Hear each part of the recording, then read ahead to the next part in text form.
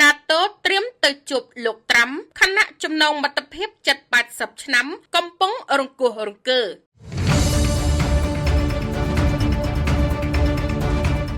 នៅសប្តាហ៍ក្រោយនេះអគ្គលេខាធិការអង្គការ NATO លោក Mark Rutte ក្រុងនឹងធ្វើដំណើរទៅកាន់ទីក្រុង Washington ដើម្បីជួបពិភាក្សាការងារជាមួយលោកប្រធានាធិបតី Donald Trump ចុះផ្សាយថ្ងៃទី2 ខែមេសាឆ្នាំ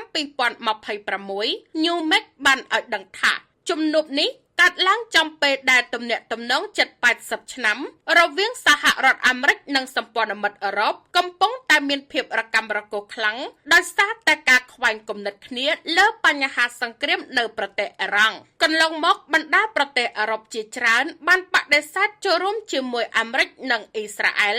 នៅក្នុងប្រតិបត្តិការយោធាក៏ដូចជាការដាក់វិធានការតឹងរ៉ឹងដើម្បីគ្រប់គ្រងច្រកសមុទ្រ Hormuz ដែលចំណុចនេះបានធ្វើឲ្យរដ្ឋាភិបាលលោកត្រាំកើតក្តីមិនសប្បាយចិត្តជាខ្លាំងលោក Donald Trump តែងតែរិះគន់ចំទៅលើសមាជិកអង្គការ NATO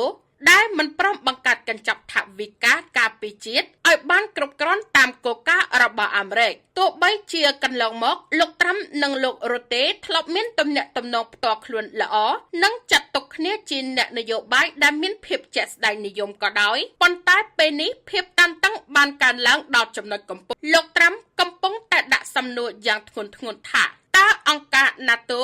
នៅតែផ្ដល់ផលប្រយោជន៍ដល់សហរដ្ឋអាមេរិកដែរឬទេបើទោះជាក្នុងគ្រាអាសន្ននៅមជ្ឈិមបូព៌ាសម្ព័ន្ធមិត្តទាំងនោះបែរជាមិនព្រមចេញមុខជួយជ្រោមជ្រែងអាមេរិកបែបនេះសូមជម្រាបថាកាលពីថ្ងៃអង្គាររដ្ឋមន្ត្រីការបរទេសអាមេរិកលោក Marco Rubio បានចេញមុខបង្ហើបថាសហរដ្ឋអាមេរិកប្រហែលជាត្រូវពិចារណាឡើងវិញអំពីតម្លៃនិងអត្ថប្រយោជន៍នៃបកសម្ព័ន្ធយោធា NATO